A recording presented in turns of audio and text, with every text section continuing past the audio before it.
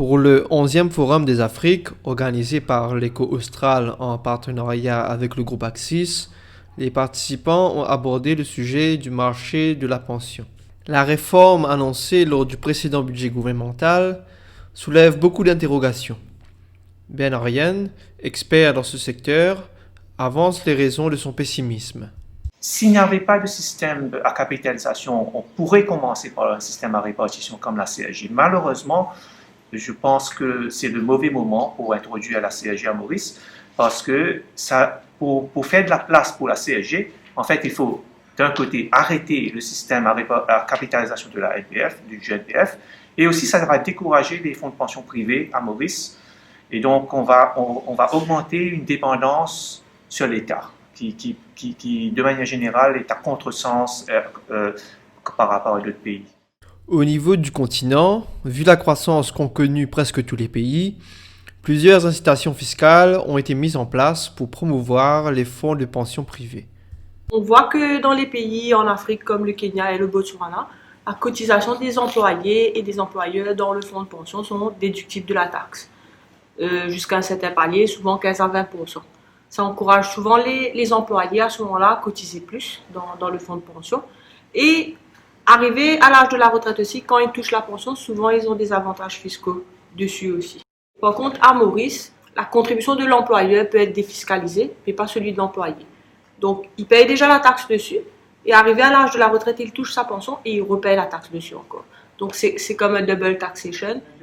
La démographie africaine et sa faible moyenne d'âge donnent des raisons pour être optimiste au sujet de la création de fonds de pension privés. Au niveau de l'Afrique, il y a beaucoup d'opportunités au niveau des fonds de pension.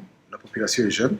Il y a aussi le fait que l'économie africaine se développe, mis à part ce Covid qui est venu s'interposer. Sinon, toutes les économies africaines sont sur une bonne pente montante. La classe moyenne se développe. Je dirais qu'au niveau du fonds de pension, il y a des opportunités en Afrique. J'ai aussi apprécié le niveau des fonds de pension à Maurice, qui sont développés, qui ont beaucoup d'opportunités à saisir au niveau de l'Afrique. Pour Constantin de Grivel du groupe Axis, Maurice a sa carte à jouer sur le continent en y apportant son expertise à forte valeur ajoutée. On ne va pas apprendre aux gens à faire leur métier sur la gestion de l'equity, des bonds, la gestion des investissements, là où ils sont déjà très développés. Mais par contre, il y a peut-être un angle pour rajouter un peu de valeur, donc forcément amener de la valeur ajoutée. Par exemple, il y a une grande impétence sur la gestion des risques, donc on pourrait les aider à diversifier mieux leur portefeuille en ayant une gestion des risques codifiée. Ça, je crois que c'est important. Il faut rester humble, ça, je crois que c'est le plus important.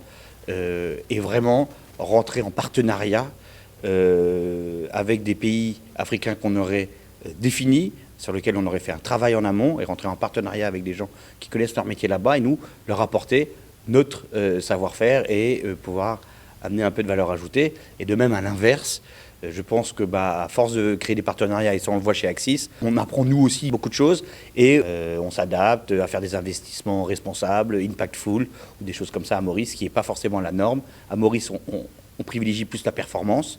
Dans les pays d'Afrique de l'Est qu'on connaît mieux, il y a une vraie appétit pour des impacts plus écologiques, sur l'emploi des femmes célibataires, par exemple, ou des choses comme ça.